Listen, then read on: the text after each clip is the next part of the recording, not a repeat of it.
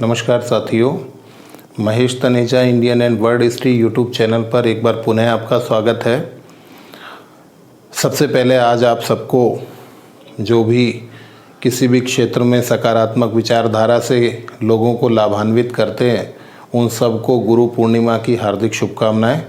और ईश्वर के बाद गुरु ही हैं जो हमें इतना ज्ञान देते हैं, इतना सिखाते हैं, जिसके माध्यम से हम लोगों को अपने ज्ञान से लाभान्वित कर पाते हैं। तो मेरा नमन आप सभी को और उन गुरुओं को जिनकी वजह से हम इस क्लास में आज आपके सामने उपस्थित हैं।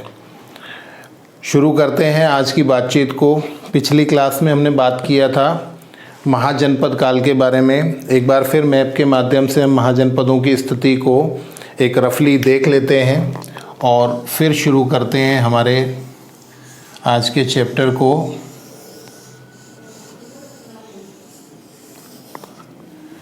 ये भारत का एक रफ सा मैप और हमने इसमें आपको बताया था यहाँ कंबोज, यहाँ गांधार, यहाँ मत्स्य, शूरसेन श्रृंखला बताई थी आपको। उसके बाद अवंती, दक्षिण में अश्मक, यहाँ से शुरू किया हमने कुरु, पांचाल, उसके बाद कौशल, कौशल के बाद हमने बात की चेदी, वत्स, काशी। इसके उपरांत बात की गई मल्ल, वज्जी, मगध और लास्ट हमने बात की अंग की।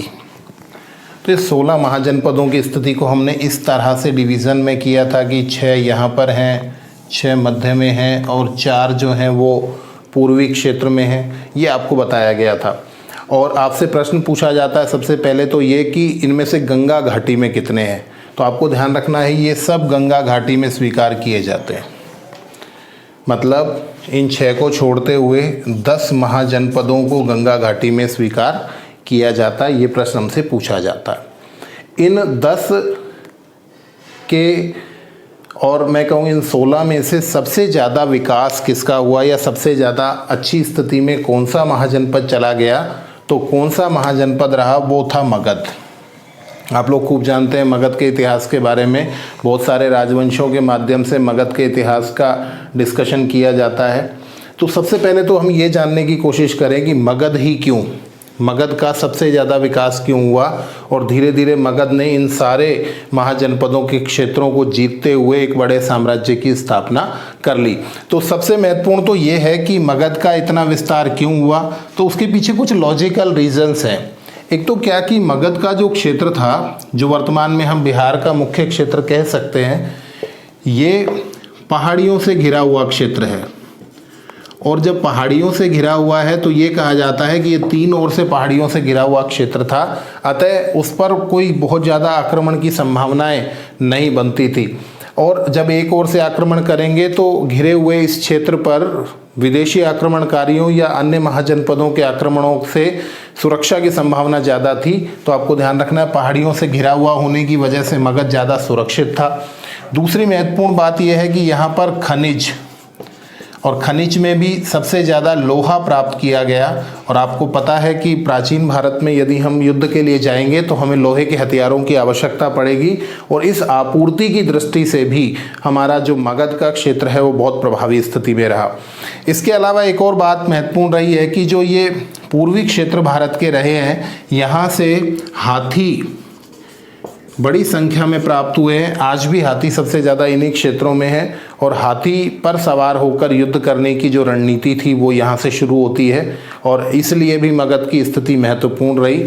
और सबसे महत्वपूर्ण बात ये तो हम ये कह सकते हैं कि संरचना आपको अच्छी मिली है। और उसके बाद अगर हम मानवीय गुणों की बात करें तो यहाँ पर जो भी राजा हुए वो अपने आप में बहुत पराक्रमी थे, कूटनीतिज्ञ थे, और उसकी वजह से इन्होंने एक बड़े साम्राज्य की स्थापना कर ली। तो ये सभी कारण थे जिसकी वजह से मगध का ही विस्तार बहुत ज़्यादा हुआ और मगध ने एक बड़े साम्राज्य की स्थापना कर ली।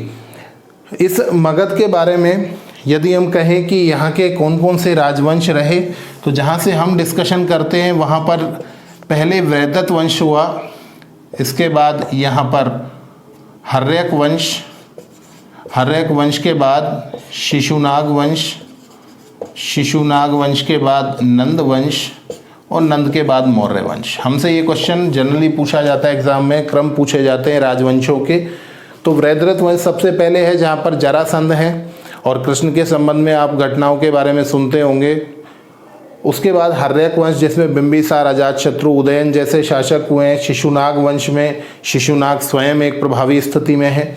उसके बाद नंद वंश के पतन और मौर्य काल की घटनाएं तो सब लोग जानते ही हैं, महापद्मनंद, घनानंद, धनानंद, वो सब जो हैं। और उसके बाद चंद्रगुप्त मौर्य का वो मौर्य साम्राज्य। तो ये सब जानकारी आपको अपडेट कर लेना है। ये 5 का क्रम आपसे कभी पूछ सकता है। तो वृहद्रथ वंश, फिर हर्यक वंश, फिर शिशुनाग, फिर नंद वंश और फिर मौर्य वंश, इनका क्रम पूछा जाए तो आप इसमें बता देंगे। अब मगध के विभिन्न राजवंशों को हम डिस्कस कर लेते हैं कि कौन कौन से राजवंश किस रूप में थे और कौन कौन से प्रभावी शासक थे जिनसे हमारे यहाँ पर प्रश्न पूछे जाते हैं। ठीक है, तो शुरू करते हैं बातचीत को। हमारी बातचीत शुरू होने वाली है वृहद्रथ वंश से। बहुत संक्षेप में वृहद्रथ वंश के बारे में कुछ बातें कर लें हम। देखिए, वृहद्रथ वंश जो है, इसमें हमने आपको बताया इसका संस्थापक जो है वो वृहद्रथ है और इसके बाद एक शासक हुए जरासंध, और जरासंध के बाद एक महत्वपूर्ण शासक के तौर पर रिपुंजय का नाम लिया जा सकता है। तो ये 3 ही शासक मुख्य रूप से हमें प्राप्त होते हैं। इन 3 को आपको क्रमशः देख लेना है। और महत्वपूर्ण ये कि वृहद्रथ वंश के समय ही ये स्वीकार कर लिया जाता है कि जो राजधानी है मगध की वो निर्धारित कर ली गई थी। और राजधानी कौन सी रही है तो बहुत सारे नाम मिलते हैं। जैसे मगध का बहुत विस्तार हुआ है तो उसके बारे में बहुत बड़ा साहित्य भी मिलता है, बहुत सारी जानकारियाँ मिलती हैं। तो राजधानियों के नाम बड़ी संख्या में मिलते हैं। गिरिव्रज, राजगीर जिसे हम राजगृह कह देते हैं, इसके अलावा वसुमती, कुशाग्रपुर, ये राजधानी स्वीकार की गई है मगध की। और आपको बताएं ये सभी एक ही स्वीकार किए गए हैं। कहीं कहीं तो ये मिलता है गिरिव्रज अलग है, राजगृह अलग है, परंतु अंतिम रूप से यह स्वीकार किया जाने लगा है कि ये विभिन्न नाम हैं, परंतु अंतिम रूप से ये एक ही राजधानी है, एक ही क्षेत्र है, जिसे राजगृह के नाम से हम कालांतर में बिंबिसार के समय में परिचय प्राप्त करेंगे, जानकारी प्राप्त करेंगे। और आप जानते हैं कि इन राजधानियों के अलावा मगध की एक और राजधानी जो उदयन के समय विकसित हुई वो थी पाटलिपुत्र, जो बहुत लंबे समय तक प्राचीन भारतीय इतिहास में मुख्य क्षेत्र, मुख्य राजधानी के रूप में अस्तित्व में रही।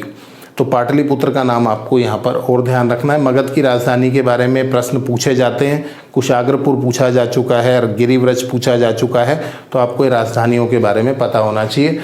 वृहद्रथ वंश, वृहद्रथ संस्थापक, जरासंध और रिपुंजय के नाम आपको यहाँ पर ध्यान रखने हैं। चलिए चलते हैं मुख्य राजवंश की ओर।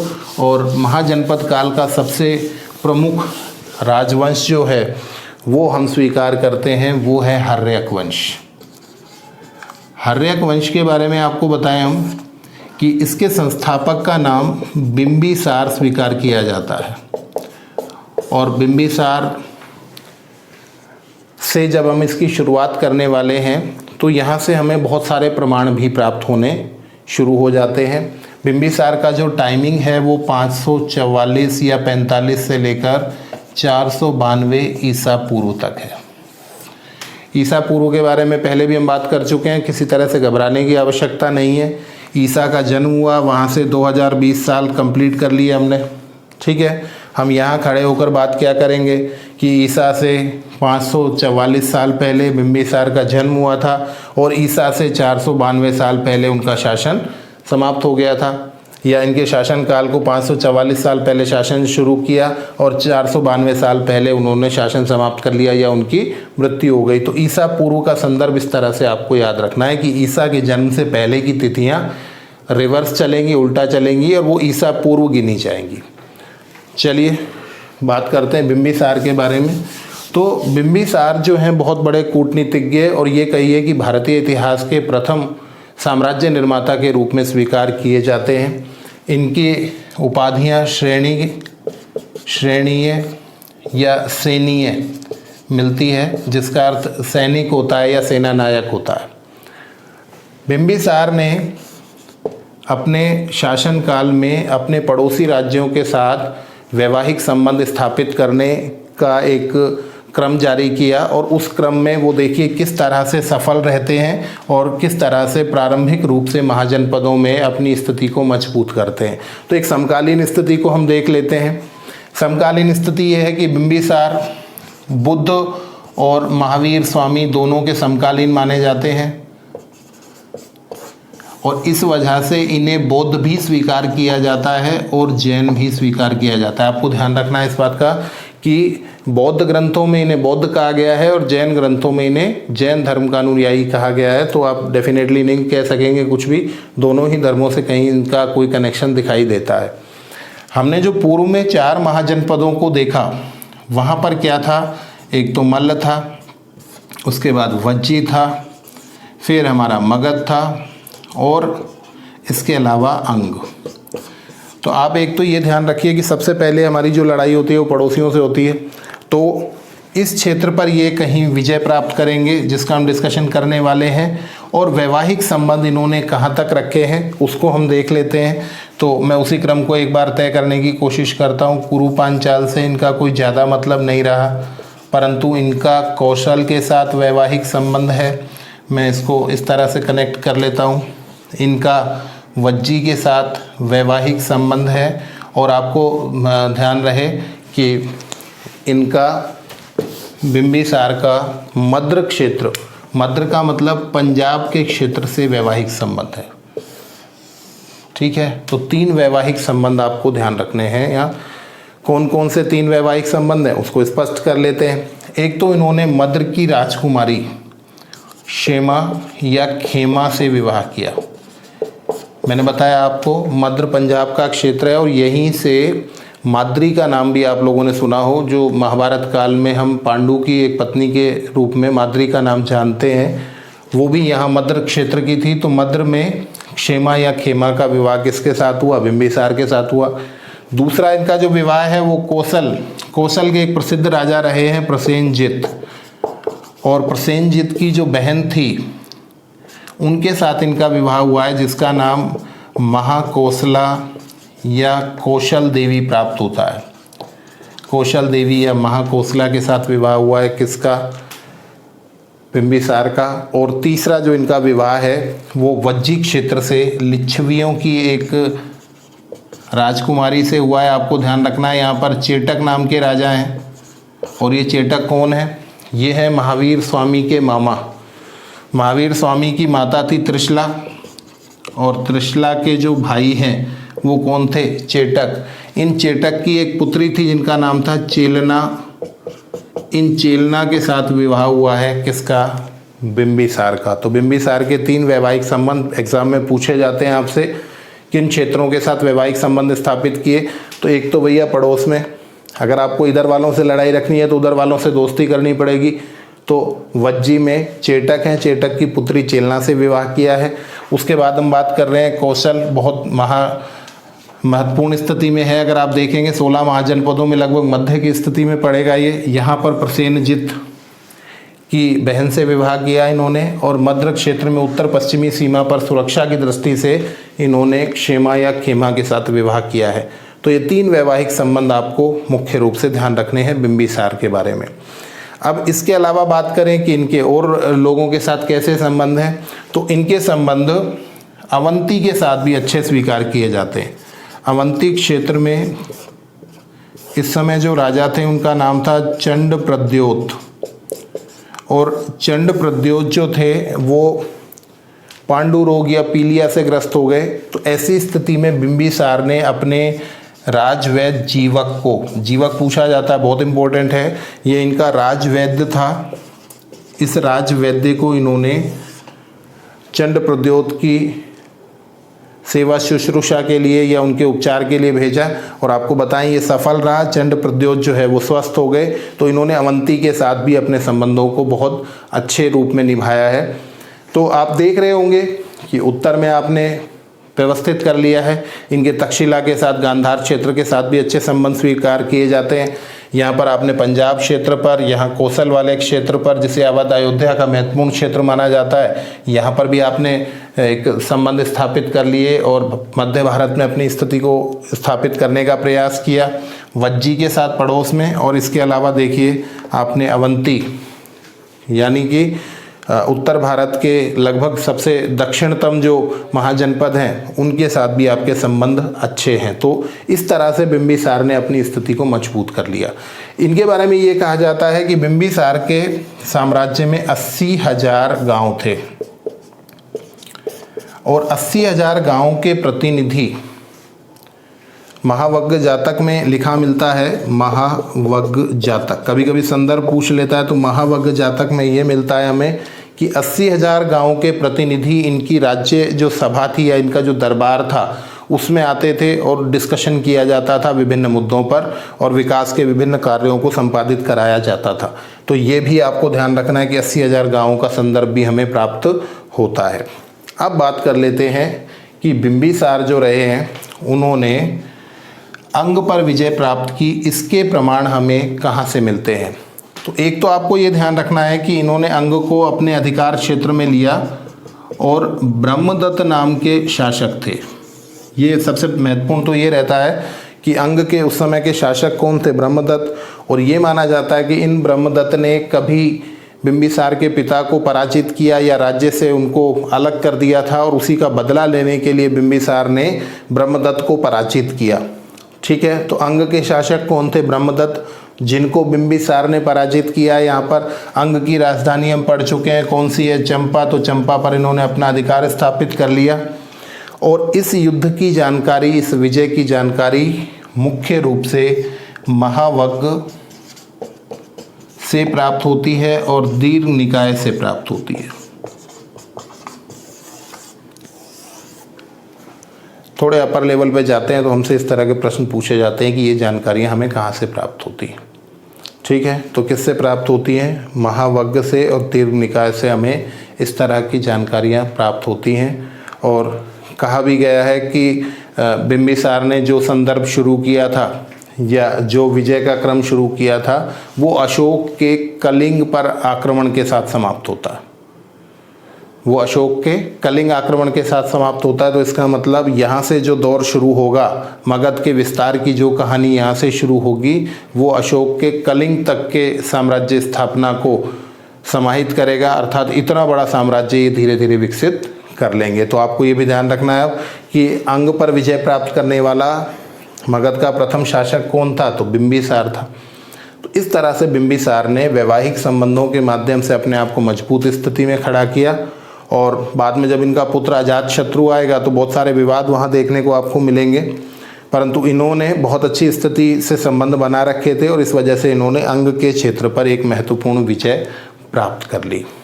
अब हम ये देखें कि बिंबिसार के बारे में जो संकल्पनाएं बनती हैं वो किस तरह की बनती हैं।